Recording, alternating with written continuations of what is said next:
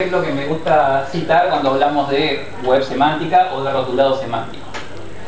Normalmente vos tenés un conjunto de palabras, es decir, vos ves una página, ¿no? Y ves un conjunto de renglones, ¿no? Y después está separado de otro conjunto de renglones. ¿Qué es eso? ¿No? Esos dos conjuntos de renglones, ¿qué son? Párrafos. Después las palabras, ¿no? Es decir, estos dos conjuntos son párrafos. ¿Pero por qué son párrafos? Y de repente querés decir que el primer párrafo suele ser una introducción, el segundo un No, pero o sea, ¿por qué digo esas dos cosas son párrafos? ¿Son conjuntos de ideas o por cómo lo identifican? Es una identificación visual, ¿no? Es un Pero tipo de lectura, en aparte, realidad. eso viene ¿de dónde? De la imprenta. Porque a los imprenteros les gusta separar los párrafos de esa manera. Ahora yo veo parte de una frase, por ejemplo, entre comillas y en cursiva. ¿Qué será eso? Una cita. Eso es una cita, pero se ve. Ahora, una persona que no ve, ¿no? Por ejemplo, acá citando la Martí, o sea, ¿qué puede llegar ¿sí? ¿Qué puede llegar a entender con esas dos comillas? Nada. Exacto. Entonces, al margen de que tampoco dice de dónde viene esa cita. ¿Por qué no agregar esa información? Primero decir que esa es una cita, utilizando la etiqueta correspondiente para eso. Y después también yo puedo agregar información de dónde viene esa cita. Ya que me vas a usar de ejemplo. Y bueno, es decir, digamos, es el ejemplo típico, todos estos estereotipos que nosotros tenemos de la gráfica, porque estamos acostumbrados a ¿qué? A escribir documentos para que los lea la gente. Pero, ¿solo la gente lee nuestros documentos? ¿Un buscador, por ejemplo, no accede a nuestros documentos? ¿Al buscador no le parecerá relevante? ¿No? Otro ejemplo, yo veo un texto que está en una fuente más pesada, más oscura, así, una palabra. ¿Por qué estará así? Porque tiene mayor importancia. Pero para un buscador simplemente es otra fuente. Es otra palabra, es una palabra más. Es una palabra más. Ahora si yo digo strong barra strong, estoy diciendo, esto es importante. Entonces el buscador lo puede incluir como algo de peso en la búsqueda, ¿no? Yo diría enfatizar. Es cierto. Sí, perdón. Te disculpo. No, aparte quería hacer una aclaración que viene bien a lo que vos decías antes, que a mí ayuda técnica que yo utilizo, que es un lector de pantalla, no me va a decir que una palabra está que está en cursiva, entre comillas, que es una cita. Pero si vos le pones una cita, lo marcas como una cita, le va a dar esa característica visual, y la persona que ve la va a ver como una cita, y yo le voy a escuchar que es una cita. Y a ver, por ejemplo, un acrónimo. ¿Qué es un acrónimo? ¿No? Justo te metiste en Sí, FMI, ¿no? Es decir, ¿cómo te leería tu lector de pantalla a partir de FMI? FMI, claro. Es decir, vos realmente, en cambio yo digo un acrónimo, es decir, lo va a leer de la manera correcta. Aparte puedo decir el idioma del acrónimo y qué significa. Entonces a Martín, por ejemplo, se lo va a leer como corresponde. ¿Se entiende? Es decir, agregar semántica a los contenidos es agregar valor a mi información, es hacerla mucho más útil. No estamos hablando solo de manejador de contenido, estamos hablando, bueno, hay muchas charlas sobre Wikipedia, por ejemplo, en estas jornadas. Es decir, es enriquecer la información. O sea que es importante que mi manejador de contenidos me ayude en este sentido. Bueno, que vos decías antes, disculpa, pero vos decías antes, Google también es ciego. Claro. No ve ni los contenidos, no sé lo que es en el contenido gráfico, ni el flash, ni nada de eso. O sea que si le agregas información semántica o los tags necesarios para que pueda entender la información que hay adentro, mejor. Sí, estás también enriqueciendo, por ejemplo, los criterios de búsqueda. Es decir, gente que esté buscando no solo FMI, sino Fondo Monetario Internacional también va a terminar cayendo en tu sitio. Bueno, precisamente eso vamos. ¿Qué significa que algo sea accesible? No solo significa que esté orientado a personas con necesidades especiales. No. Sino por quién acceden a mi información. No solo personas. Es decir, bueno, obviamente, las personas van a acceder utilizando navegadores de distinto tipo. Por lo tanto, no todos los navegadores necesariamente van a soportar la misma manera. Y no todos los navegadores representan la misma información de manera consistente. Esto no debe ser una novedad para ustedes, supongo, ¿no? Que si algunos sitios ingresan con Internet Explorer o con Mozilla Firefox, definitivamente se ven distintos. Sino también este tema, ¿no? de la metainformación que yo puedo agregar. Después, bueno, a nivel de dispositivos, si la información es accesible, significa que es accesible a distintos tipos de dispositivos, no solo navegadores. Imagínense diferentes dispositivos, un celular, una PDA. Después también están otras aplicaciones que pueden querer acceder a mi información. Ejemplo, los buscadores, ¿no? También puede ser un blog que esté tomando noticias de, por ejemplo, del manejador de contenidos, que esté sacando información. Hoy día eso está un poco más automatizado, en todo caso utilizando tecnología de feeds, ¿no? RCS, Atom, algo por el estilo. Bueno, después el tema de usabilidad. ¿Por qué quiero que mi campo sea usable? Bueno, la mayoría de la gente cuando elige un campo lo que hace es elegir el campo que tiene más características, por las dudas, ¿no? Es decir, en algún momento lo usaré, es decir, no evalúa realmente si esa herramienta la va a utilizar o no. Y el problema es, ¿más es necesariamente mejor en ese sentido? Esas herramientas que no utiliza el alumno y esas herramientas que no utiliza el docente, ¿no están para molestar simplemente? Entonces, más que nada esto es para llevarlo a decir, bueno, no elijo una plataforma porque el resto de la gente la usa, no elijo una plataforma porque es la que tiene más módulos, sino que elijo una plataforma que se ajuste a lo que yo necesito. Obviamente voy a tener que analizar voy a tener que tener en cuenta mis necesidades a corto, a mediano y a largo plazo. Diciendo, bueno, si yo a futuro quiero esto, bueno, me fijo si lo va a soportar. Bueno, luego el tema de usabilidad por el hecho de que la interfaz tiene que ser simple y clara, ¿no? Es decir, el alumno no tiene que complicarse trabajando con la plataforma. Alejandro da un ejemplo y hizo algunos experimentos comparando, por ejemplo, Moodle con Atutor. Y en general la relación, por ejemplo, de clics para hacer algo es de 3 o 4 a 1. Es decir, lo que en Moodle lleva 4 clics, en Atutor se hace con 1. Por ejemplo, o te pide confirmación y en ventana nueva sobre todo lo que quiere hacer Moodle, digamos. Ese tipo de cosas, más que nada las ventanas que salen, no son soportadas por todos los dispositivos, entonces también afectan a la accesibilidad. Y después, bueno, el diseño de la aplicación tendría que estar centrado en el usuario, ¿no? Entonces, en principio, tenemos que darle prioridad al alumno y al docente en este caso. La administración, y bueno, hay ciertos LSMS donde la administración es importante. Por ejemplo, donde haya un pago de por medio, ¿no? Donde haya un fin comercial, o donde haya una estructura administrativa, una universidad, una organización. Pero siempre hay que tener en cuenta que eso no vaya en detrimento de, digamos, de los objetivos reales de la plataforma, enseñar, ¿no? Y aprender. O sea, los que tengan formación en pedagogía, por favor no me peguen, digo, enseñar y aprender. Ustedes entienden, soy ingeniero en sistemas, digamos.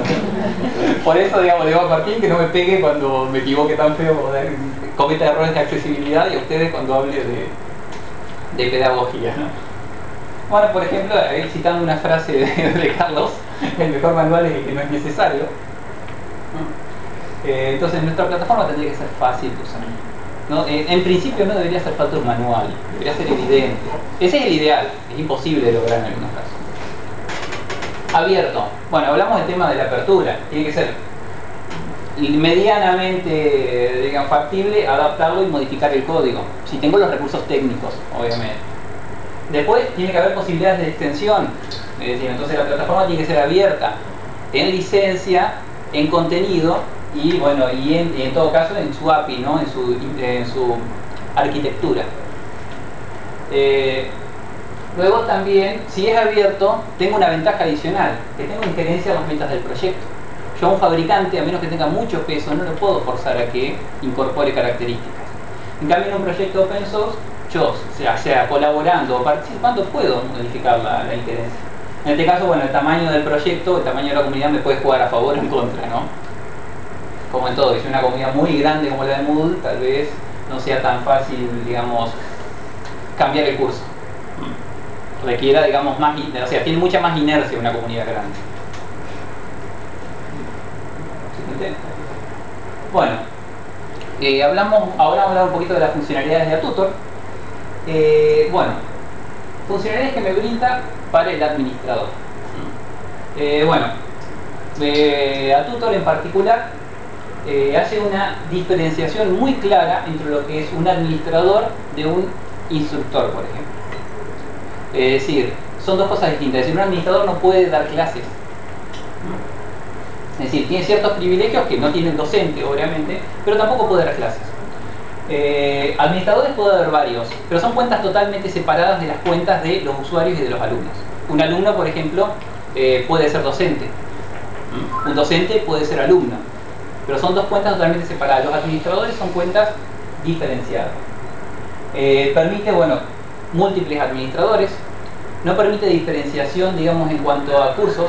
Un administrador es administrador de la plataforma, no de algún curso en particular. Las tareas de administración particulares al curso también se delegan algunas en el docente, en el instructor. Fíjense que digo instructor y no docente. Yo cuando elijo una plataforma, cada plataforma, por ejemplo, tiene una cierta ideología detrás. Por ejemplo, la ideología de Moodle es el constructivismo, es decir, en todo caso, si yo voy a desarrollar un modelo constructivista, tener las herramientas para hacerlo. Ahora, Atutor es instruccional, es conductista, ¿no? Es para hacer, nació pensado más que nada en la accesibilidad y en hacer un poco de training, digamos, es decir, ¿no? Digamos, ahora tiene herramientas que podrían llegar a soportar digamos, un proceso constructivista. Pero si ustedes realmente son constructivistas al dar clase, se van a quedar cortos. Es decir, va a haber herramientas que no van a llegar a cubrir todas sus necesidades. Claro que el 90% de la gente que da clases, a pesar de que quiera ser constructivista, y en general uno nunca es constructivista en todas las clases, ¿no? Hay momentos para el constructivismo, momentos para el conductismo, digamos, es decir, nunca se puede ser constructivista en todo. Hay cosas que no se pueden enseñar de manera constructivista. En particular, nosotros, la primera vez que implementamos y cómo llegamos a Tutor fue para soportar cursos, ¿no? Es decir, no materias, sino cursos, por ejemplo, cursos de extensión, programación, ese tipo de cosas. Era entrenamiento, digamos. Era training, entonces a Tutor nos vino, pero aparte estábamos buscando algo accesible, ¿no? O algo que pudiera ser accesibilizado. Hay muchas plataformas que tienen cierto grado de accesibilidad. Todas necesitan igualmente un poquito de trabajo, más que nada la parte de presentación. Pero Tutor era la que nos representaba menos problema. Aparte, al tener una separación muy clara entre lo que es código y presentación, entonces nosotros tocábamos el tema nada más, y el tema tenía muy poquito PHP o nada de PHP. Es decir, lo único que tenía eran etiquetas, ¿no? Es decir, el tag PHP y una etiqueta que era donde después se insertaba el contenido, por ejemplo. Bueno, desde el punto de vista del administrador, Tutor tiene una lista maestra de estudiantes. De esta lista maestra puede servir, la pueden utilizar tanto el administrador como el docente, el instructor, para ir agregando alumnos a un curso particular. En cuanto a la inscripción, los alumnos pueden o inscribirse ellos, solicitar la inscripción al curso, o bien ser inscritos a partir de la lista maestra. Lo único que requieren es tener una cuenta en el sistema. Los cursos tienen distintos niveles de privacidad, ¿no? Hay cursos cerrados, ¿no? En los cuales hay que se puede solicitar la inscripción, pero tiene que inscribirlo, el docente aprobarlo, ¿no? Y hay cursos públicos, ¿no? Cursos donde puede entrar cualquiera. Igualmente, para participar en los foros y demás, hace falta igualmente una cuenta. Una consulta. ¿Puedes instalar temas o no vas a hacer puedes utilizar tu viejo tema? En cuanto a personalización, Sí. En realidad, es decir, trae algunos temas, hay algunos disponibles. En general, la filosofía de los temas es: hay un tema por default, ¿no? Y lo que uno hace es extender ese tema, ¿no? Crea su propio tema, extendiendo o modificando lo que no le gusta del anterior. En el caso extremo, termina sobreescribiendo todo el tema, ¿no? En el caso extremo, digamos. Pues pero en general, de la base, exacto, de un tema existente, ¿no? Sí, se parte. Y bueno, en ese sentido, el hecho de que la interfaz sea tan simple significa que la interfaz es homogénea en todo el CMS, lo que significa que un tema no tiene demasiados archivos. Bueno, instructores. Los instructores pueden ser agregados, es decir, se puede crear una cuenta de instructor como administrador, o un usuario puede solicitar convertirse en instructor, ¿no? Entonces ahí aparece una aprobación que la puede digamos, aparece un mensaje de aprobación que alguno de los administradores tiene que aprobarlo. Sí. Los usuarios yo interpretaba que eran estudiantes, instructores y administradores. No, los administradores son usuarios de otro tipo. Digamos, lo que sería un usuario común, es decir, son alumnos en principio, a menos que se vuelvan instructores. Es decir, un usuario común de la plataforma, es decir, el que se inscribe cuando llega al principio de la plataforma, es decir, que se loguea o se inscribe, Aquí la categoría de estudiante. es un estudiante y puede ser promovido a instructor, a menos que sea creado como instructor por el administrador directamente. Pero en ese caso él igual puede participar con el rol de estudiante en un curso. En ese sentido, vamos a hablar en cuanto a los instructores. Cada curso tiene un solo instructor. Pero a los estudiantes se les puede dar privilegios de administración sobre las distintas áreas del curso. Entonces una de las cuentas, digamos, se incluye como estudiante, y después se le dice, no, vos me vas a ayudar a administrar los foros y el wiki, por ejemplo, ¿no? O los foros y las tareas, las asignaciones. Y entonces en la interfaz de administración a ese usuario le aparecen la posibilidad de administrar el foro y el wiki al mismo nivel que el instructor. En ese sentido no va a hacer diferencias. Bueno, desde la interfaz de administración se pueden administrar los usuarios de las inscripciones. Hay algunas plataformas que solo permiten manejar las inscripciones al instructor, por ejemplo. A Tutor en particular las inscripciones las maneja el administrador, trayendo alumnos de la lista maestra, o el instructor desde dentro de su curso cuando recibe las solicitudes. Si un alumno le solicita inscribirse, entra. También existen contraseñas de acceso al curso. Uno le puede dar una URL a algún alumno para que entre sin necesidad de loguearse en el sistema, a un curso privado, por ejemplo. Por ejemplo, para que entre una vez. Tendría como una especie de invitación.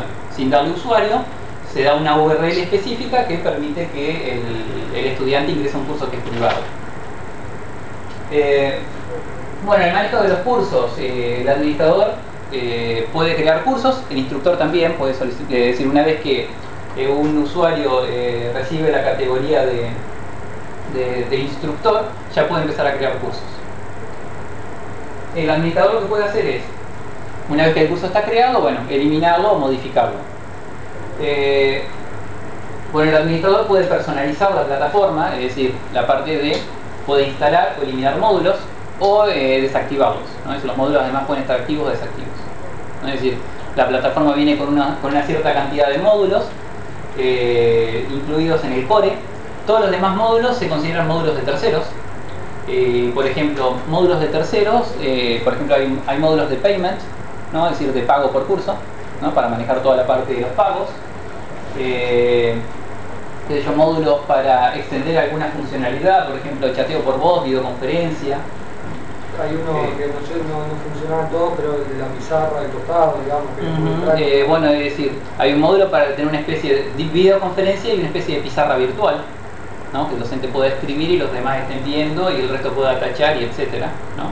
Que combina videoconferencia con chat en texto y a su vez una pizarra. Esto no es demasiado accesible, en realidad es muy poco accesible, pero es un módulo de tercero. Por eso es poco probable que en algún momento ingrese dentro del core de Atutor. Bien. Bueno, también puedo personalizar los temas, en realidad instalar o eliminar temas. Tareas de mantenimiento. El administrador puede, por ejemplo, realizar actualizaciones de la plataforma o inicialmente chequear si hay algo nuevo. Actualizaciones en cuanto a la plataforma y en cuanto a los idiomas, ¿no? Es decir, instalar un idioma en Atutor significa simplemente entrar a la interfaz y decirle quiero este idioma, lo trae del sitio de Atutor y lo instala. Lo trae por RPC del sitio de Atutor y lo instala. Si el servidor tiene salida a internet, ¿no? Si no, me puedo bajar el paquetito de idioma y lo subo a través de la interfaz, ¿no? Y se instala. Bueno, funcionalidades, y antes quedaba el tema de las copias de seguridad, ¿no? Puedo manejar copias de seguridad a nivel global y a nivel curso.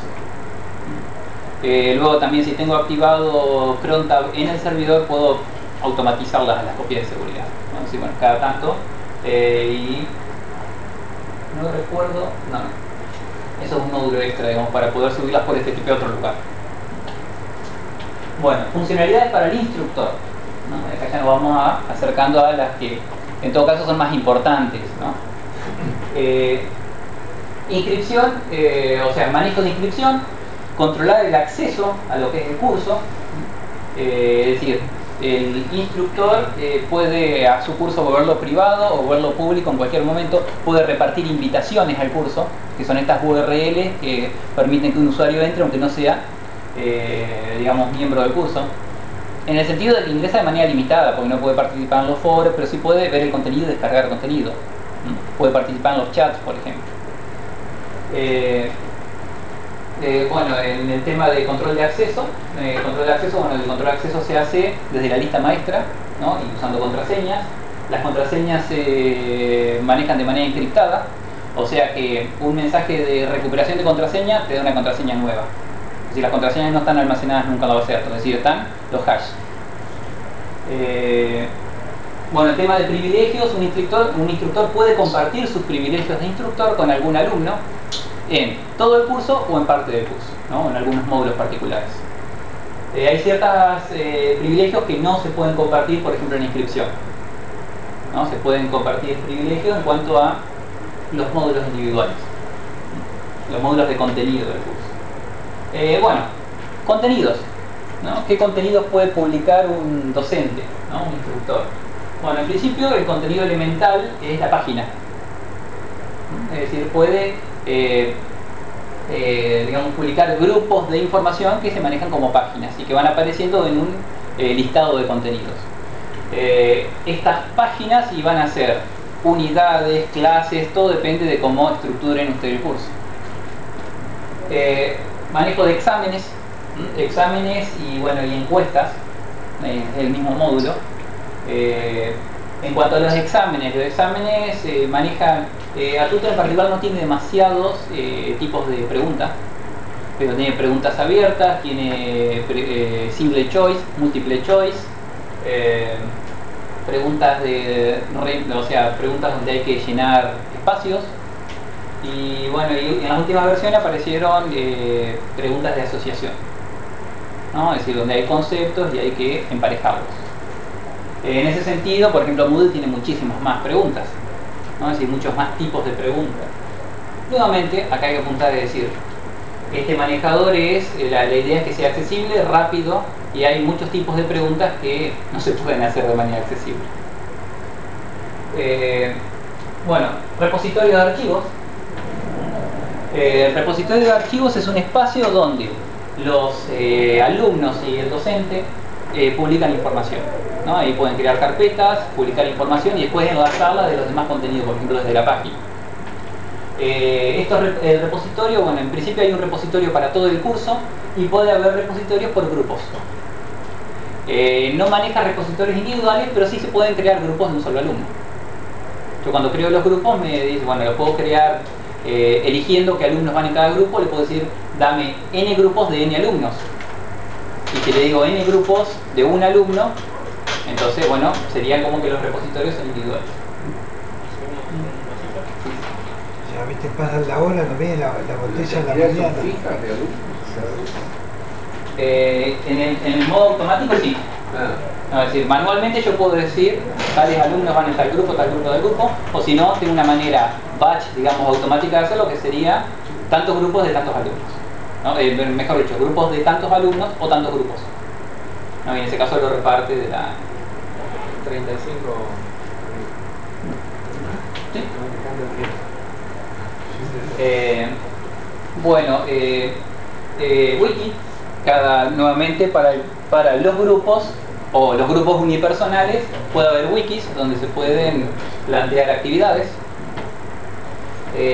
assignments o tareas en los cuales, por ejemplo, hay un enunciado y después hay que subir el resultado. Bueno, hay cumplimientos y demás, ¿no? Es decir, se va monitoreando todo eso. Manejador de noticias, ¿no? Se van publicando las distintas noticias del curso. Foros. Hoy en la clase en la charla de selección de plataforma, Alejandro, por ejemplo, mencionaba que uno de los puntos fuertes de Moodle son los foros. uno de los puntos débiles de ATutor son los foros.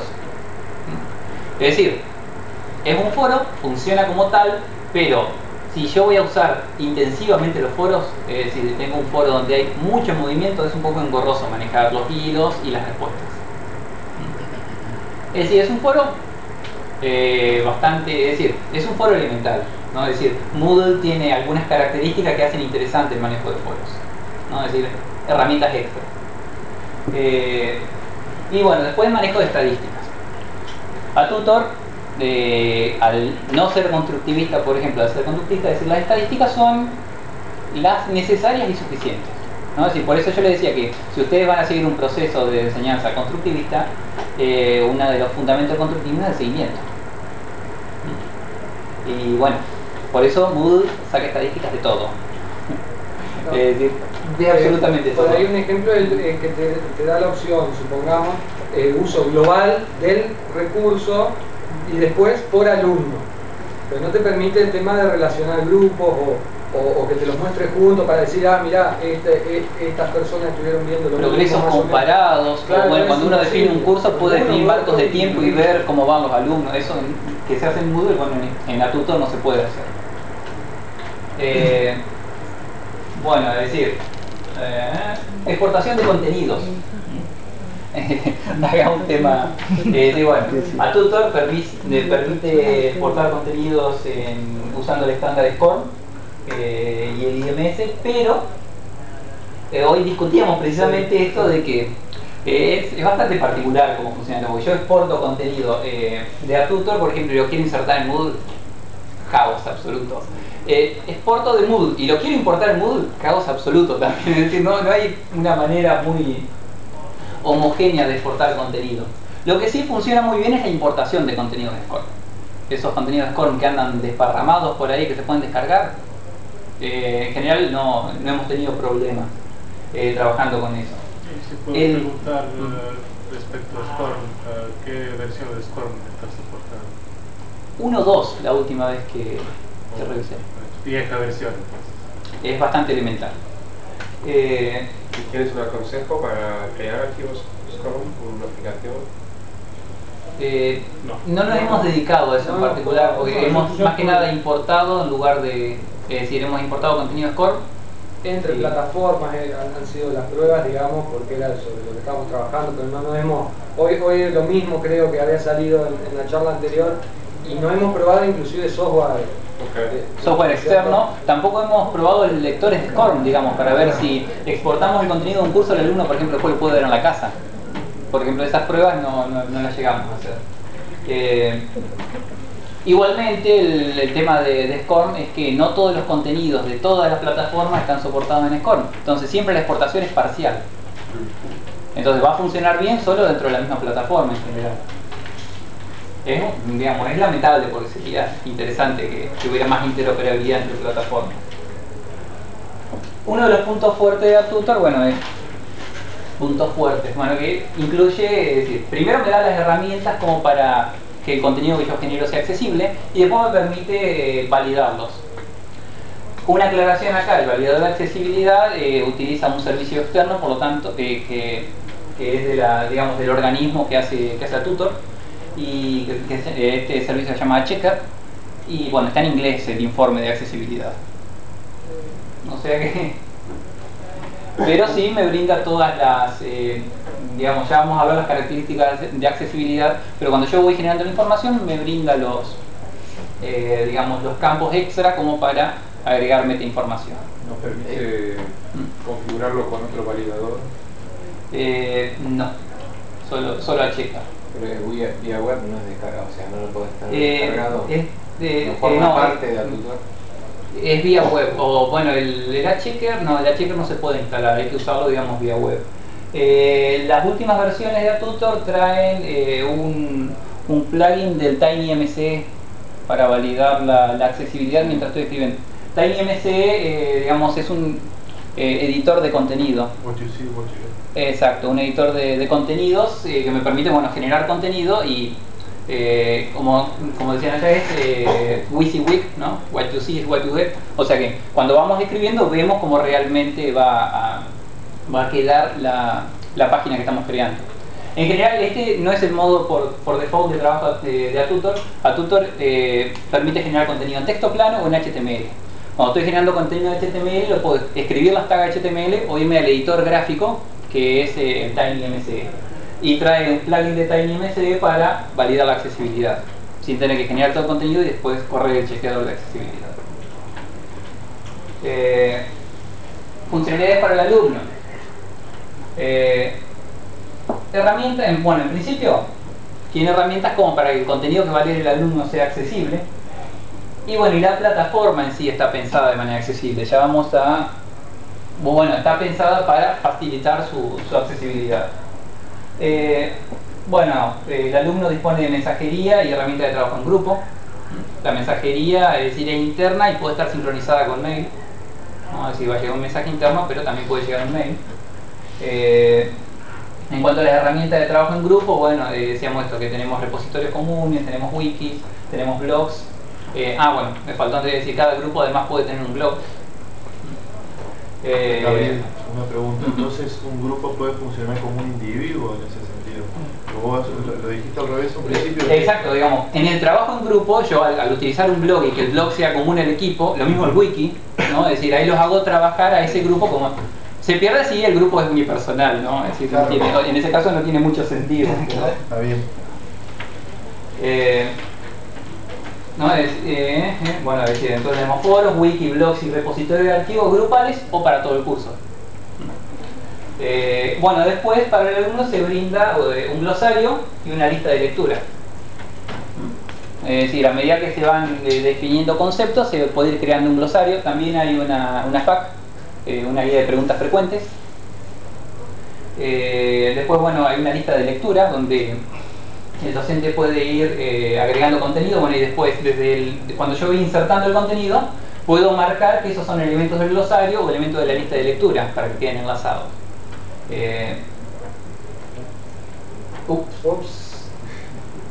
Bueno, características, ya te pasaste una de largo, me parece. Sí.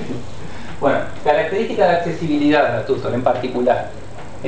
Bueno, es decir, tiene access key, teclas de acceso para los distintos elementos de la plataforma, ya predefinidas. Es decir, acá ya estamos hablando no del contenido generado, sino de la plataforma en sí. Tenemos access keys para, digamos, para ir accediendo a los distintos elementos. Después, bueno, hay un elemento bastante interesante que se llama bypass links. Es decir, en la esquina superior, digamos, al principio de cada documento, de cada página, hay un link al contenido, de manera que las personas que usen tecnología asistiva puedan saltar derecho al contenido sin pasar por todos los menús. Bueno, el verificador de accesibilidad que está integrado. Cuando voy ingresando, por ejemplo, imágenes, me permite ingresar el texto alternativo. Es decir, yo pongo una imagen, me pregunta el texto alternativo. Después, bueno, me permite definir el foco en los formularios y labels para los elementos y etiquetas para los elementos del formulario. Toda la lógica de presentación, digamos, o toda la presentación, toda la presentación en sí está en la hoja de estilo.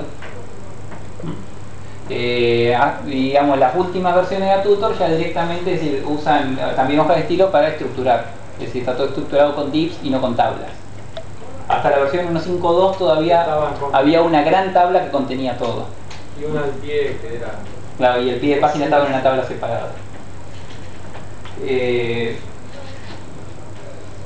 Tablas accesibles, es decir, en los lugares donde hay tablas o cuando yo genero tablas me permite definir los elementos de accesibilidad para esa tabla. Bueno, y les decía que el editor de contenidos, el TinyMCE, trae un verificador de accesibilidad. Que bueno, en cuanto a verificación de accesibilidad hay que hacer una gran salvedad, es decir, hay dos partes, la verificación de accesibilidad automática y la manual. La automática se centra esencialmente en que no haya errores, pero que son bastante groseros, digamos, accesibilidad. Pero yo, por ejemplo, es decir, una de los chequeos de accesibilidad es que las imágenes tengan texto alternativo. Ahora yo puedo poner cualquier cosa en ese texto alternativo, y bueno, ese test lo va a pasar. Imagen. Claro, imagen. Imagen. Por ejemplo. Y eso no dice nada en realidad. Entonces, digamos, si nosotros corremos un validador, nos va a decir, verifique que el texto alternativo de la imagen tanto es representativo de la imagen.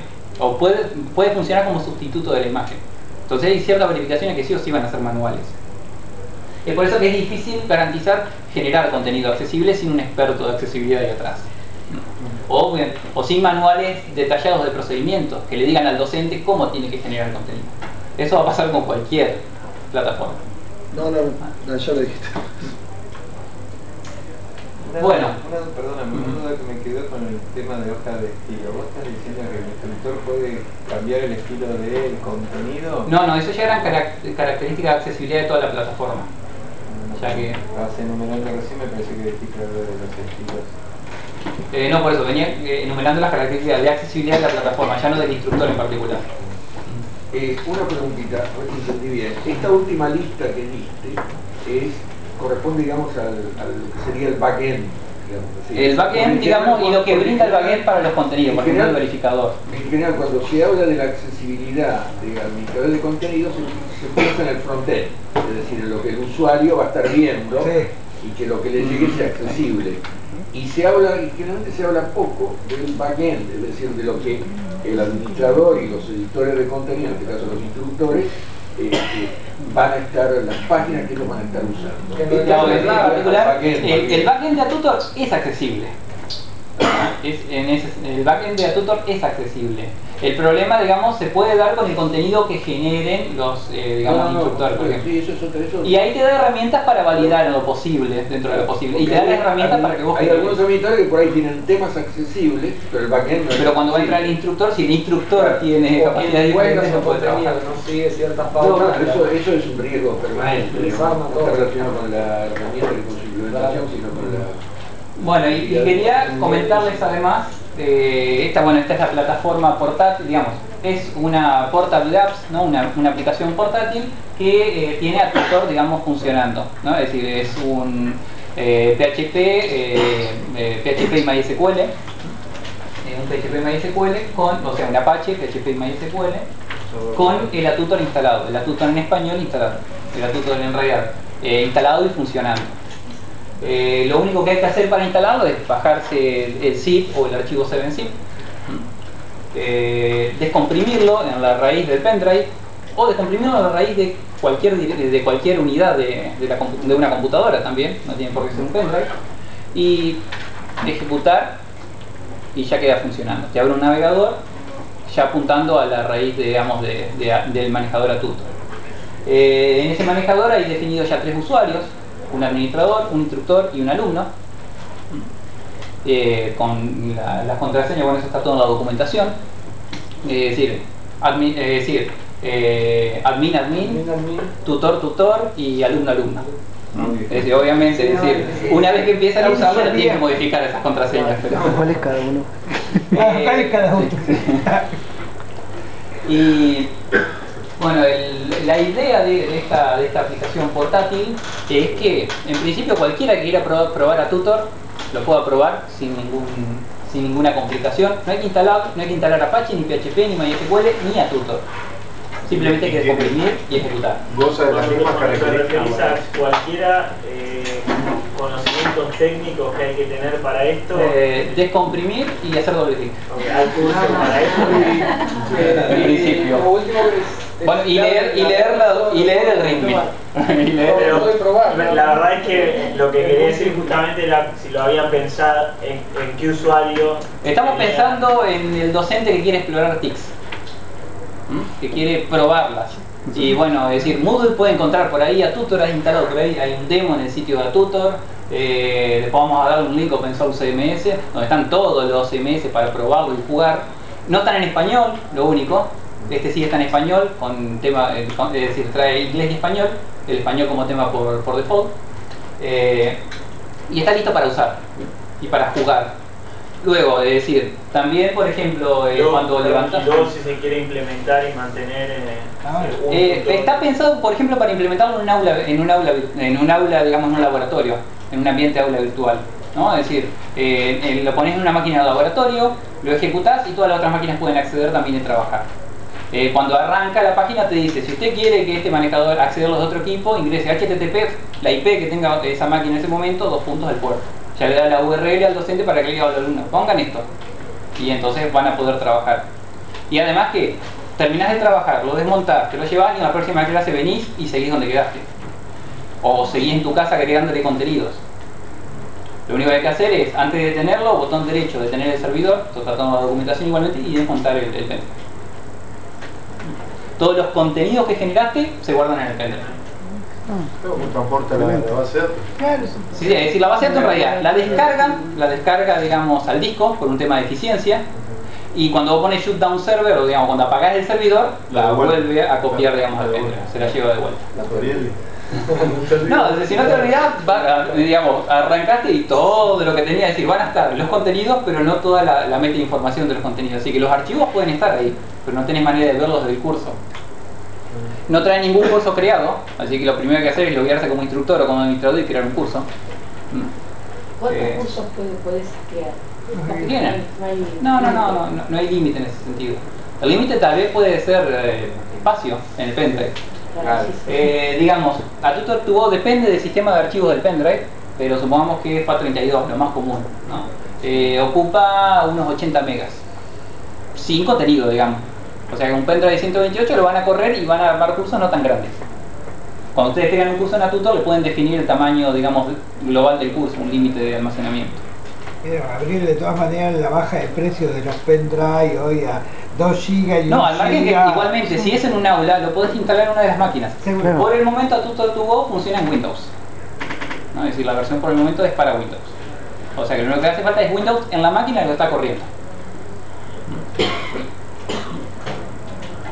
Bueno, sitio de utilidad, sitio de ATutor2Go. Esta presentación igualmente ahora les doy el URL donde está para descargarla. El sitio de ATutor2Go, el sitio de ATutor. Acá tiene una demo de ATutor, pero está en inglés.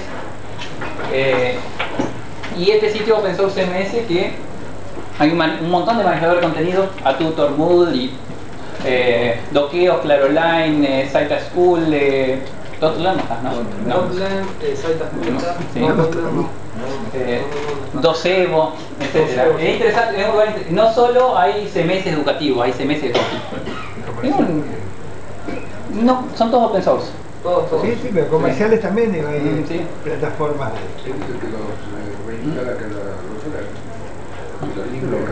Creo que sí. No, una vez al día creo que los limpia. Una vez al día, si vos podés entrar, porque podés entrar como administrador o como alumno en open source. Entonces podés romper lo que quieras. Cada N tiempo se resetea y instala todo de vuelta.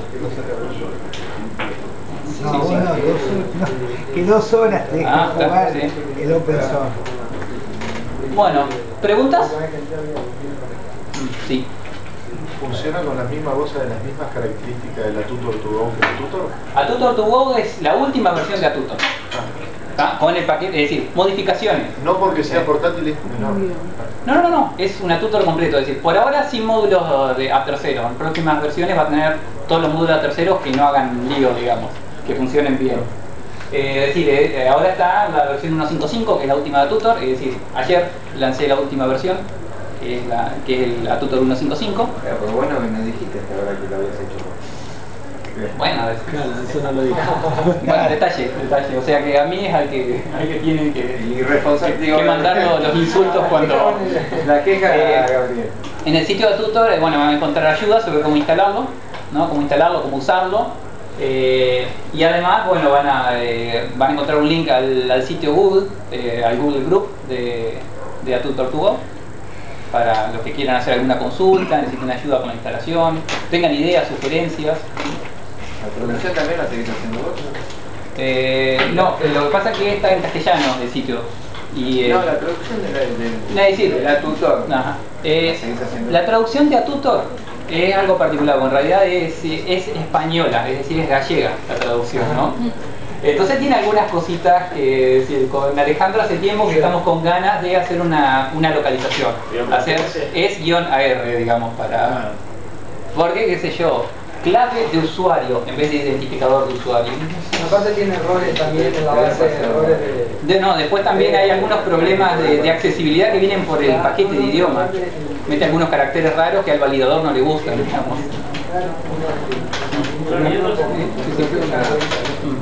Una pregunta.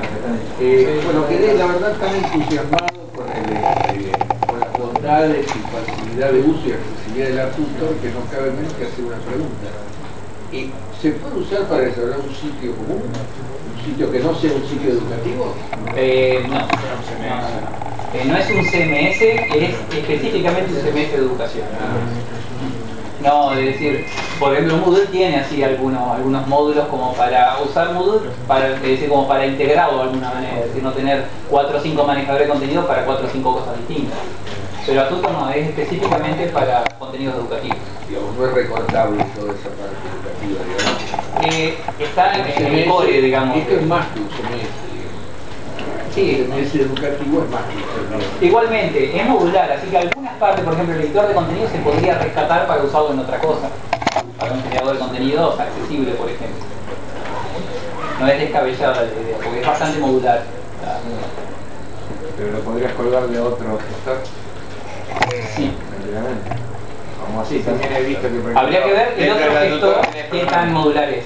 No, creo que adentro también tenés, por ejemplo, dentro del Atutor tenés el chat y creo que también lo podés usar independiente del Atutor. Sí, el manejador de chat en realidad es un manejador vía JavaScript, ¿no? Entonces los alumnos van escribiendo, tienen la ilusión de un chat, pero en realidad sin ninguna tecnología extra, ¿no? Es decir, cada tanto se va refrescando una página y van apareciendo todas las interacciones.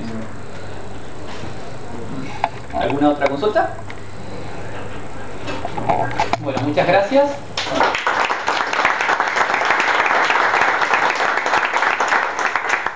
Bueno, ya saben, prueben, rompan y después paguen. Y después avisen, digamos, que no se rompió. Solo un pendrive, no toca nada.